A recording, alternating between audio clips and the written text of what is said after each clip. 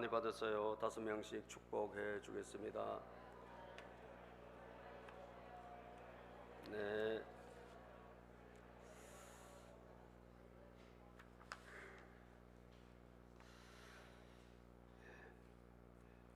빌리그레함 목사님이라고 우리나라에 70년대에 와서 여의도 광장에서 100만 명 이상이 집회를 한 그런 유명한 복음 전도자 목사님 계시죠. 전 세계를 다녔던 목사님이신데, 그분이 마지막에 이제 하나님께 부름을 받았을 때 묘비에 이제 공사가 끝났다 이런 말을 적어놨다 그래요. 공사가 끝. 그러면 그 전에는 뭘 한 거죠? 공사 중이었다는 이야기지, 그죠? 우리 인생은 공사 중, 계속 공사하다가 마침내 우리가 이 세상 떠날 때 공사가 끝난다. 아마 그런 뜻으로 적어놓은 묘비명이 아닐까 이렇게 생각을 해봅니다. 그렇습니다. 우리가 지나놓고 보면 말이죠, 모든 우리 하나님의 사람들은 다 공사 중이에요. 공사 중이라는 것은 아직 공사가 안 끝났기 때문에 창문도 없고, 또 아직도 뭐가 계단도 안 세워지고, 벽도 아직 마감도 덜 되고, 그죠? 또 전기공사도 아직도 안 됐고, 아주 공사 중인 거예요. 공사 중. 그런 것을 저는 이 야곱의 인생을 보면서, 야곱뿐 아니라 우리의 삶을 돌아보면서 저는 느끼게 됩니다. 우리도 돌아보면 여러분, 항상 여러분과 저는 부족하잖아요, 그죠? 그래서 언제나 하나님께서 또한 우리가 또 넘어지고 쓰러지고 이쪽으로 저쪽으로 치우치고 하다 보면 하나님이 또 우리를 다루시고 또 만져주시고 또 때로는 시련도 주시고 어려움도 주시고, 이렇게 해서 우리를 계속 이렇게 만들어 가시는 것을 볼 수가 있는데, 그런 대표적인 인물을 성경에서 보라면 야곱이라는 거지. 야곱. 그래서 야곱은 참 우여곡절도 많고, 또 때로는 많은 또 엉뚱한 길도 가고, 자기가 강해가지고 하나님께 맡기도 하고, 그러면서 조금씩 다듬어져서 마침내 마지막 인생 마쳤을 때 야곱의 공사도 끝났다라고 이렇게 기록될 수 있지 않을까, 그렇게 생각을 해봅니다. 우리가 지난주에 32장에 봤지만 야곱이 여러분 고향으로 이제 돌아오는데 참 극적인 그 문제 하나가 해결되잖아요. 형이 자기를 죽이려고 하는, 살해 위협을 하는 이 문제가 참 하나님의 은혜로 야복 강가에서 참 간절히 기도해가지고 하나님께서 환도뼈, 이 엉덩이뼈를 치시고 해서 결국은 이제 해결해 주셨는데, 바꾸어져 가지고 하나님 저를 도와주세요. 이젠 제 자신의 생각대로 살지 않겠습니다. 제 힘으로 살지 않겠습니다. 하나님 저를 도와주세요. 이렇게 해서 간절히 부르짖어서 하나님이 해결해 주셨잖아요. 그 형이 400명 데리고 죽이러 오다가 마음이 싹 바뀌어가지고 서로 부둥켜 안고 화해했단 말이죠. 그러면 솔직히 정신 차려야 돼, 안 차려야 돼요? 예? 정신 차려야 돼, 안 차려야 돼요? 정신 차려야죠. 그런데 참 여러분, 야곱이 정신을 안 차려요. 그것이 또 야곱만 그런가? 저와 여러분들이 아닐까?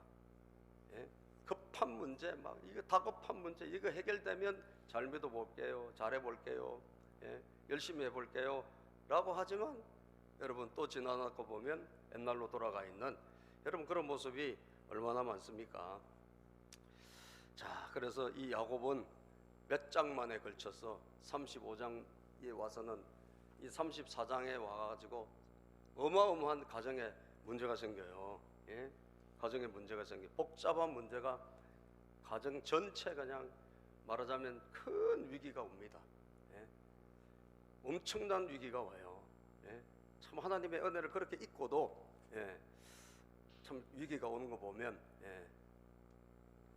왜 위기가 왔을까? 그럼 하나님의 이제 처방을 보면 알 수 있어요. 뭐가 문제인지. 근데 어쨌든 복잡한 문제가 왜 생겼냐? 복잡한 문제를 보면요, 외동딸이 있는데 성폭행을 당해요. 세겜성에 그 문화를 즐기러 나갔다가 성폭행을 당한 사건이 일어나는 거예요. 뭐 여러분 그런 일들이 뭐 우리에게는 꼭 일어나지 말라는 법이 있습니까? 그죠? 그 문제를 한번 PPT를 띄워 보실래요? 예. 그 야곱 집안에 직면한 이 문제, 딸 디나가 세겜성의 추장 세겜으로부터 성폭행을 당하는 그런 사건이 일어나요. 예? 이게 이제 시작이에요. 이게 다가 아니에요. 이 성폭행을 당하는 사건이 일어나는데 34장을 여러분 읽어보면 나옵니다. 제가 다 읽을 수는 없어요. 오늘 시간이 많이 가니까. 그런데 어쨌든 딸 디나가 성폭행을 당하는데 이 추장에게, 세겜성의 추장에게, 세겜성의 추장 이름이 또 세겜이야. 그 읽을 때 좀 착각하면 안 돼요. 세겜성이고 또 그 세겜성의 추장도 이름이 세겜이고 그 아버지 이름은 하몰이고. 그런데 이 34장에 보면 나와요. 자, 그러니까 이 소식을 이제 이 야곱이 듣는데, 야곱이 그래도 그 집안의 영적인 가장이잖아요. 아무 리더십을 발휘를 못해. 예? 리더십의 부재예요. 리더십. 여러분, 무슨 문제가 일어나면 어떻게 해야 됩니까? 우리가 영적으로 깨어있는 사람이면 그걸 해결해야 되잖아요. 그죠? 그 자녀 문제가 일어났잖아, 사건이 일어났잖아, 집안에 무슨 사고가 터졌잖아. 그러면 가만히 있으면 안 되죠. 수습하고 해결하고 해야 되는데 그냥 아무 말도 못해. 아들들이 안 돌아오니까 말도 못, 그 소식 듣고 그냥 가만히 있는 거예요. 그러니까 돌아온 아들들이 그 소식을 듣고 아들들이 뭐예요?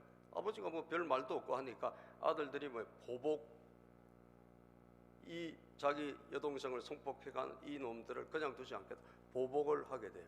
보복을 하는데 그냥 보복하는 것이 아니라 속이고.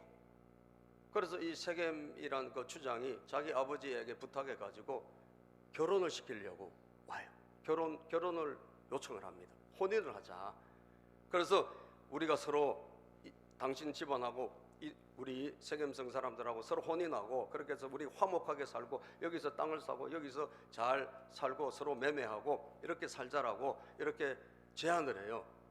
그런데 사실 그 하나님 뜻이 아니잖아요. 그런데 이 아들들이 그거를 받아들이는 척을 해요. 그래서 그 대신 당신들이 할례를 받으면, 남자들이 할례, 지금 우리로 따지면 세례, 이 할례를 받으면 딸을 주겠다 이게 되는 거예요. 그래서 결혼을 시켜주겠다. 이렇게 해서 이 오빠들이 그렇게 약속을 하고, 그러니까 이 세겜 추장과 그 모든 남자들이, 성에 있는 남자들이 다 할례를 받게 됩니다. 그 제안을 좋게 여겨가지고 그래 이제 결혼시켜준다니까 잘 됐다. 예? 마음에 들었던 여자니까 그렇게 이제 결혼해서 살려고 할례를 다 받은 거예요. 할례를 받고 다, 할례가 뭐예요? 수술이죠. 지금 말하면 포경수술. 이 수술을 다 받고 남자들이 다 누워있는데 3일째 되는 날 제일 아플 때 이 시몬과 레위, 이 두 사람이 칼을 갖고 가가지고 그 누워있는 사람을 전부 다 죽여요. 싹 죽여. 보복을 한 거예요. 자기 딸이 당한 거에 대한 보복을 다 하고 다 죽여버리고, 그리고 그 있는 여자들과 애들을 전부 납치해 오고, 그리고 짐승을 다 빼앗아 오고, 이렇게 해서 여러분 큰 사건이 일어나는 거예요. 나중에 아버지가 그 죽였다는 이야기를 듣고 보복을 했다는 이야기를 듣고 이제 큰일 났지. 왜? 이 집안은 아직까지 뭐예요? 겨우 아직 막내 아들이 태어나기, 베냐민 태어나기 바로 직전이니까 아들을 11명, 뭐 종도 있겠고 뭐도 있겠지만 아직도 그냥 대가족이에요. 그냥 종도를 하고 해서 그렇게 뭐 사람이 많지 않거든요. 그런데 여기는 어쨌든 이 가나안 족속들이잖아요. 그 땅 원주민들이잖아. 이들에게 이제 보복 공격을 당해가지고 어떻게 되겠어요? 다 집안이 아주 멸절당할 위기가 온 거예요. 네? 완전 집안이 그야말로 쑥대밭이 될 위기. 그래서 너희들이 어떻게 이렇게 큰 사고를 쳐가지고 우리 집안이 이제 다 죽게 생겼지 않느냐. 그랬더니 그 34장 마지막 절에 보면 아들이, 그러면 우리 딸을 우리 여동생을 이렇게 한 창녀같이 대한 그놈들 그냥 둡니까 하고 아버지하고 또 야곱하고 자네들하고 서로 막 팽팽한 긴장관계, 아버지의 리더십은 상실, 성폭행 사건과 그리고 집안의 모든 보복 살인, 이래가지고 집안이 여러분 완전히 쑥대밭이 되고 난장판이 된 거예요. 여기서 어디서 어떻게 수습해야 될지 모르는, 다시 말하면 집안이 다 사라져야 될 그런 어마어마한 위기가 온 거예요. 예?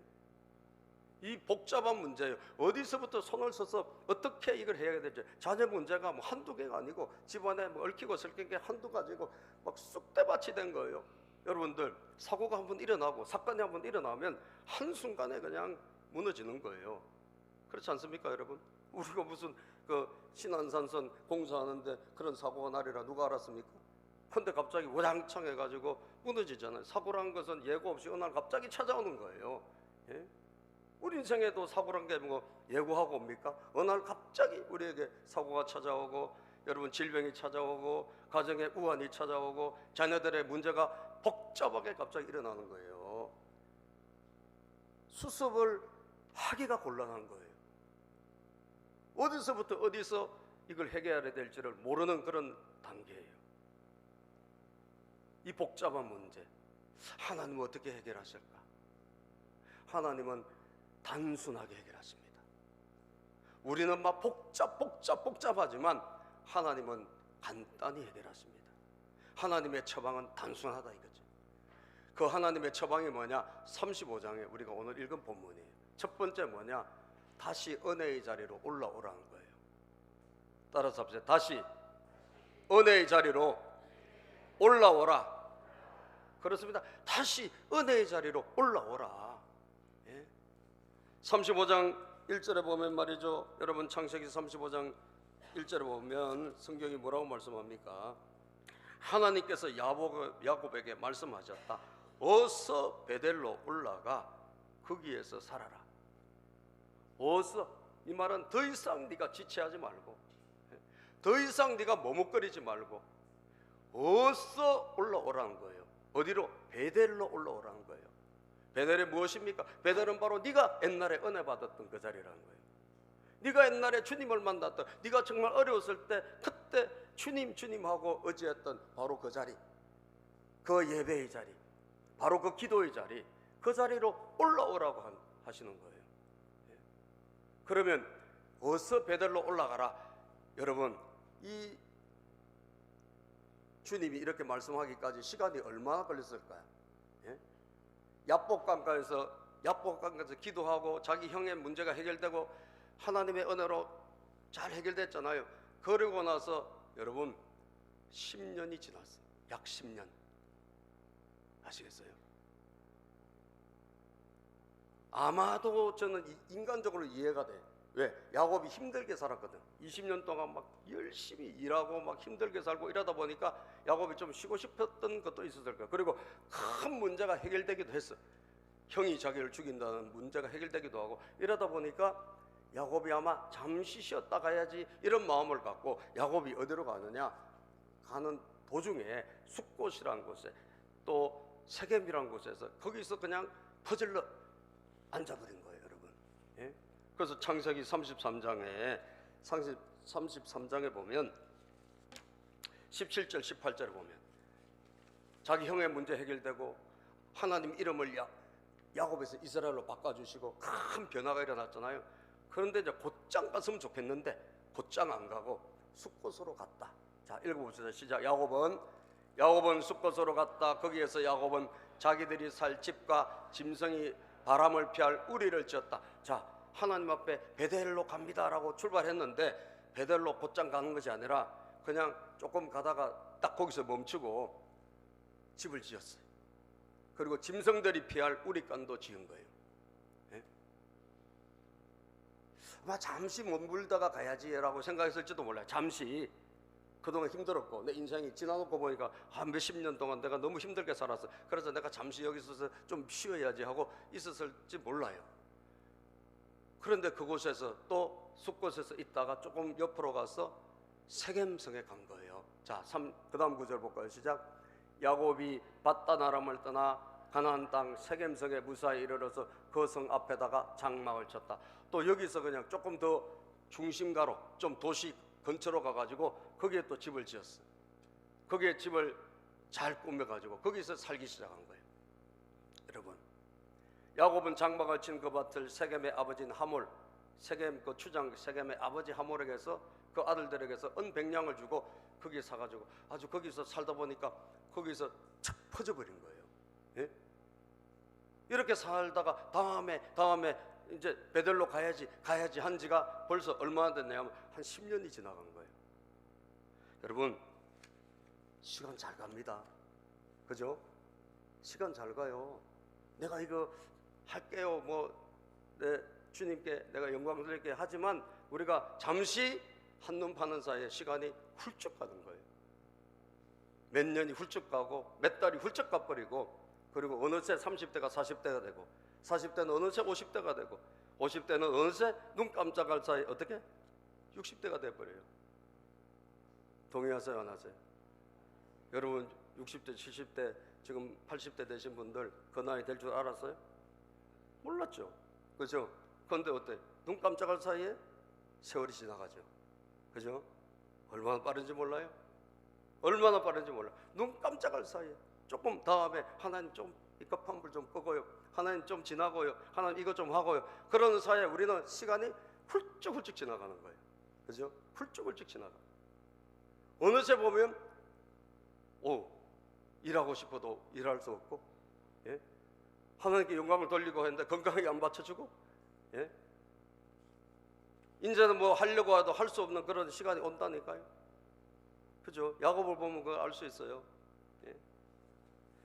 그리고 그거로 끝이 아니라니까, 그거로 인한 많은 문제가 갑자기 우리 인생에 그냥 손살같이 찾아오는 거예요. 순간적으로. 그죠? 미루다 보면. 예. 사랑하는 여러분, 우리의 모든 문제는 언제 일어나느냐? 우리가 영적으로 자고 있을 때 일어납니다. 아시겠어요? 영적으로 자고 있을 때. 마태복음 13장 25절에 보면요, 마태복음 13장 25절에 보면 성경은 뭐라고 말씀하시고 있냐? 자, 읽어보자. 시작. 사람들이 잠자는 동안에 원수가 와서 밀 가운데 가라지를 뿌리고 갔다. 마귀는 언제 활동하느냐? 사탄은 우리가 잠자고 있을 때 활동해요. 잠자고 있을 때 어디? 우리에게 가라지를 뿌려요. 천국은 그 앞절에 보면 천국은 마치 좋은 씨를 밭에 뿌리는 사람들과 같다라고 비유를 하시는데, 그 다음에 구절이 이 구절이 나오는 거예요. 그런데 좋은 씨를 뿌렸는데 어떻게 이렇게 밭에 가라지가 있죠? 이 가라지는 어떻게 생겼느냐? 내가 뿌린 것이 아니고 사람들이 자는 사이에 마귀가 와가지고 뿌렸다라는 거예요. 그럼 빨리 뽑아야지. 아니요, 그냥 내버려도 이 사탄의 자녀 지금 뽑다가 그 하나님 자녀까지 다친다. 그래서 마지막 날 심판의 날까지 그냥 두라.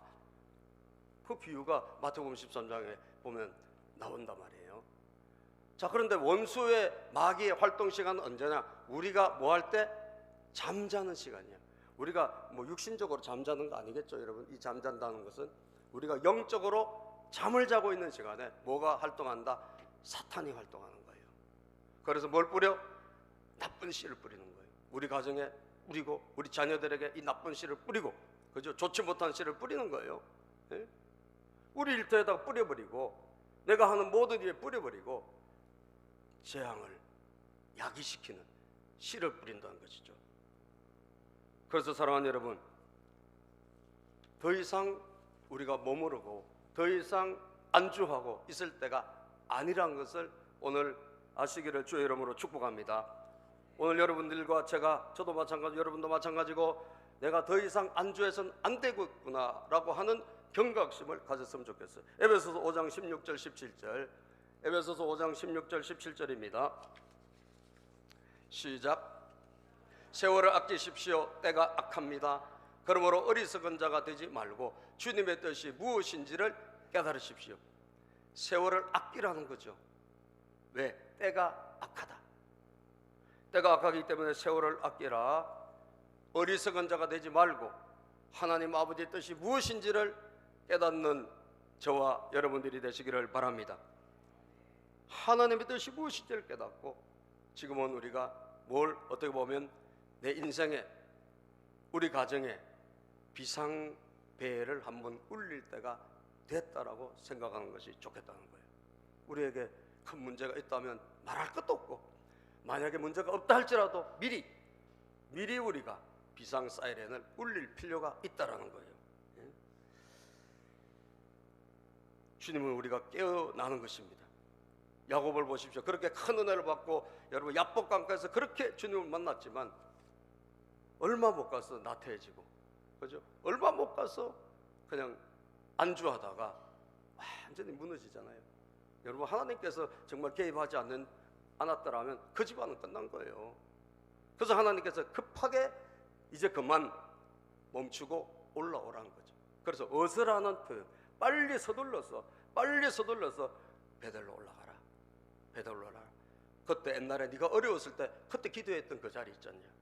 그때 정말 나를 부르고 찾았던 그때 그 자리, 그 베델, 그 자리로 올라오라.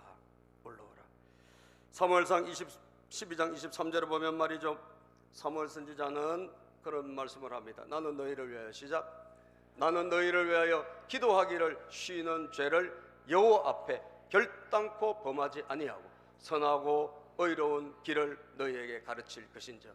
자, 사무엘 선지자가 나는 다른 건 몰라도 나는 기도하기를 쉬는 죄, 기도를 쉬는 것이 뭐라 그래? 죄라고 말하고 있어요. 나는 기도하기를 쉬는 죄를 결단코 범하지 않고 선하고 아름다운 길을 난 여러분들에게 인도해 가르쳐 주고 있고 가르쳐 왔다. 이번에 우리가 여러분 고난주간, 다음 주 한 주간이 돌아온 주간이 고난주간입니다. 이전에는 어쨌든 간 상관없이 우리가 다시 한번 하나님의 보좌 앞에 다시 한번 주의 은혜의 자리에 올라와서 여러분 예수 그리스도의 이름을 부르시기를 바랍니다. 우리가 다시 한번 주의 이름으로 무장하기를 바랍니다. 이것이 바로 주님이 오늘 이 말씀을 주신 하나님 아버지의 뜻이란 거예요. 우리가 돌아갈 자리는 어디입니까? 바로 은혜 받았던 그 예배의 자리입니다. 우리가 돌아갈 자리는 바로 기도했던 그 기도의 자리예요. 우리가 돌아가야 할 자리는 하나님의 말씀이 임했던 바로 그 말씀의 자리라는 거예요. 베델은 말씀의 장소입니다. 하나님 말씀하셨던 곳, 말씀의 은혜가 있는 그 장소로 하나님 앞에 받았던 사명의 자리로 우리는 돌아가야 된다는 거예요. 청주 사랑의 교회 안국철 목사님이 자기 교인들에게 항상 4가지 자리를 강조한다. 여러분, 이 4가지 자리를 잊지 마세요. 예배의 자리를 잊지 마세요. 예배의 자리를 사수하세요. 기도의 자리를 사수하세요. 말씀의 자리를 꼭 붙잡으세요. 그리고 사명의 자리를 꼭 붙잡으세요. 왜? 이것이 힘든 것이 아니라 내가 살 길이고 내 가정이 살 길이고 우리 모두가 살 길이란 거예요. 복잡한 것 같지만 하나님의 처방은 단순했습니다. 올라오면 하나님이 해결하신다는 거예요. 할렐루야. 올라오면 주님이 도와주신다는 거예요. 올라오면 주님이 일하신다는 거예요. 문제를 네가 해결하려고 하지 말고 올라오라는 거예요. 올라오면 그 문제를 가지고 실험하지 말라는 거예요. 여러분, 영국의 방직 공장에서 공장장에 이렇게 붙여놨대요. 만약에 이걸 실타래가 만약에 꼬이면 즉각적으로 신고해라 이거예요. 예? 작업반장에게 신고해라. 당신들이 이걸 막 꼬인 실타래를 풀려고 하지 말고 빨리 작업반장에게 신고하라. 그러면 작업반장이 기술자들이 와서 그걸 해결해 줄 것이다. 여러분 인생에 똑같지 않을까요? 우리 인생에 갑자기 막 꼬이고 얽히면 내가 풀려고 하면 어떻게 해요? 갈수록 더 꼬여들어요. 그죠? 할수록 꼬여들어요. 우리 자판기 커피가, 제가 목사님들 모임이 있어가지고 자판기 커피 있잖아요. 그 목사님들 그건 안 드시니까 올려놨다가 그거를 이제 다시 어제 원상 회복 내려놨거든. 내려놓는데 뭐가 뚝 하고 떨어져요. 그리고 뭐 보니까 뒤에 이 플로펠러 같은 게 있는데 이게 고장이 난 거예요. 그 툭 떨어진 거예요. 처음에 단순해. 이거 뭐 내가 할 수 있겠지. 1시간을 실험했는데 여러분 1시간 실험해도 못 고치겠더라고. 이야, 그거 어떡하지? 그래서 테이프로 그냥 대충 얼개설계 해놓고 전문가한테 맡겨야 되겠다. 우리 교회 전문가 계시잖아요. 이세영 안수님 전문가거든. 그래서 대충 내가 손 안 대고 그냥 테이프로 이렇게 발라놓고, 이 자판기 뒤에 보면 이게 환풍기가 있더라고, 돌아가는 게. 간단한 것 같은데 나는 이게 약간 소질이 없거든. 제가 이 기술에 전혀 없기 때문에 안 되는 거야. 1시간을 고쳐도 안 돼. 이래도 안 되고 저래도 안 되고. 그런데 이서영 우리 형제님이 오시면 아마 5분도 안 돼서 다 고칠 거예요. 전문가예요. 그죠? 전문가. 예. 우리 인생의 전문가는 누구십니까? 주님이십니다. 여러분들이 이렇게 해봐야지 저렇게 해봐야지 복잡하게 막 해봤자 안 돼요. 갈수록 이 문제 저 문제 더 엮여가지고 더 얽히고 설키는 거예요. 여러분, 내가 해결하려고? 아니에요. 주님의 처방은 뭐냐? 지금 그렇게 할 때가 아니고 올라올 때다. 보좌 앞으로 올라오라. 할렐루야. 아버지 집으로 옛날에 그 은혜 받았던 자리로 오라는 거죠. 오라. 이것이 중요하다. 두 번째는 가족들과 함께 올라오라는 거예요. 따라합시다. 함께 올라와라. 왜? 아버지가 지금 혼자서 올라올 상황이 아니에요. 자녀들도 엉망진창이에요. 지금 완전히 이방 문화에 젖어 들어가지고 자녀들의 그 영혼이 완전히 지금 도둑 맞았어요. 예? 그래서 베델로 올라오라고, 은혜 받았던 그 자리로 올라오라고 하나님이 딱 한마디 하니까 야곱은 직감적으로 알은 거예요. 그래, 이거 나 혼자 올라갈 일이 아니라 내 자녀들과 내 식구들과 내 집안에 있는 모든 사람과 함께 올라오라고 하시는 것이구나. 함께. 예? 그래서 여러분, 창세기 35장 제단을 쌓아라. 네가 네 형 앞에 피할 때 그때 나에게 간절히 매달렸던 그때 그 시간, 올라오라고 했던 딱 한마디 하나님이 하셨는데 야곱은 알았어요. 야곱은 2절 시작. 35장 2절입니다. 야곱은 자기의 가족과 자기가 거느리고 있는 모든 사람들에게 명령했습니다. 자, 자기 가족들과 자기 자녀들과 자기 집안에 있는 종들까지 모두에게 명령해서 올라가자. 우리 다 함께 베델로 올라가자. 우리가 지금 다른 거 할 때가 아니다. 우리가 이 시간 하나님 앞에 올라가야 될 때다. 그래서 3절에도 보면 말합니다. 3절 시작. 이제 우리는 이곳을 떠나서 베델로 올라간다. 거기에다가 나는 내가 고생할 때 나의 강구를 들어주시고 내가 가는 길 어디에서나 나와 함께 다니면서 보살펴 주신 그 하나님께 제단을 쌓아서 바치고자 한다. 이제 우리는 이곳을 떠나서 다 함께, 여러분, 아들아 딸아 그 집에 있는 모든 종들, 이제 우리는 다 함께 베델로 올라간다. 누구만 올라가고 누구는 있고 그런 상황이 아니라는 거예요. 집안이 지금 다 엉망진창이 됐어요. 자녀들이 지금 그야말로 엉망진창이 됐어요. 여러분, 불과 한 10여 년 만에 완전히 애들이 다 망가진 거예요. 이제 우리는 올라가야 돼. 여러분, 세상에 한번 풀어나 보세요. 우리 믿음의 자녀들이 얼마나 빨리 망가지나. 그죠? 세상은 무서운 곳입니다. 여러분, 그죠? 세상은 아주 무서운 곳이에요. 그래서 우리가 그냥 나가 있으면 금방 세상 문화로, 세상 것으로 다 가치관도 바뀌고 생각도 바뀌고 모든 것들이 다 바뀔 수밖에 없어요. 여러분, 그래서 올라가자. 우리가 하나님 앞에 다 올라가자. 사랑하는 여러분 자녀의 손을 붙잡고 가시기를 바랍니다. 여러분이 그 자녀의 손을 붙잡아야 그 자녀가 사는 거예요. 여러분이 그 자녀를 놓는 순간 여러분 그 자녀는 세상에 완전히 미아가 돼버리고 여러분 사탄에게 완전히 장악된 그런 내 자녀가 되고 마는 거예요. 따라합시다. 우리가 함께 주님 앞에 올라가야 된다. 그렇습니다. 올라가야 된다. 우리가, 여러분, 올라가야 된다. 우리가 같이 올라가자. 우리가 함께 하나님 앞에 나가보자. 우리가 함께 한번 기도해보자. 우리가 한번 하나님 찾아보자 라고 자기 혼자 하지 말고, 이번에도 할 수만 있다면 자녀들과 같이, 한 명이라도 자녀들과 같이, 안 되면 저녁이라도 와서 말이죠, 하여튼 함께 가족들이 하나님 앞에 서는 그런 훈련 한번 해보시기를 바랍니다. 그리고 세 번째, 버리고 올라오라는 거예요. 버리고 올라오라. 뭐 버릴 것을, 여러분, 가나안 땅 지방에 와서 살다 보니까 이 가나안의 문화, 악한 사탄의 문화, 이게 얼마나 많은지 몰라요. 그래서 이대로 우리가 여러분 있다 보면 다 오염이 돼버린 거예요. 예? 자, 야곱이 뭐라 그래요? 2절부터 봅시다. 2절을 다시 읽어보면, 야곱은 시작. 야곱은 자기의 가족과 자기가 거느리고 있는 모든 사람에게 명령하였다. 너희가 가지고 있는 이방 신상들을 다 버려라. 몸을 깨끗이 씻고 옷을 갈아입어라. 너희가 가지고 이방 신상, 너희가 이방 신상을 갖고 있으면 다 버려. 가지고 있는 거 버려야 된다. 하나님 앞에 올라갈 때 그냥 올라가지 말고 깨끗이 하고 올라가야 돼. 자, 그래서 그 사람들이, 그 자녀들이, 예? 믿음의 사람들 아니에요? 믿음의 자녀들이, 말이 믿음의 자녀인데 그들이 갖고 있는 우상 보니까 4절 읽어봅시다. 시작. 4절. 그들은 자기들이 가지고 있는 모든 이방 신상과 귀에 걸고 있는 귀고리를 야곱에게 가져왔다. 야곱은 그것들을 세겜 근처 상수리 나무 밑에 묻었다. 아멘. 자, 우상 가지고 있는 거, 하나님이 기뻐하지 않는 거 갖고 있는 거 다 갖고 와봐.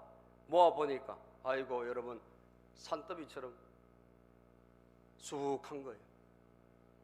이거를 상수리 나무 밑에 다 묻어버렸어요. 여러분, 세상에 살다 보면 우리도 마찬가지 아닐까요? 우리도 버릴 게 얼마나 많은지 몰라요. 하나님이 안 기뻐하시는 것들 우리가 버릴 게 얼마나 많은지 몰라요. 작년에 우리 라오스 선교 여행 갔을 때 야시장에 가서 뭘 하나 우리 애들을 위해서 하나 사갖고 가야지 하고 이렇게 쭉 돌아다니고 있는데 애기 옷이 예뻐. 그리고 싸요. 근데 무늬가 뭐냐면 코끼리 무늬야. 코끼리 무늬요.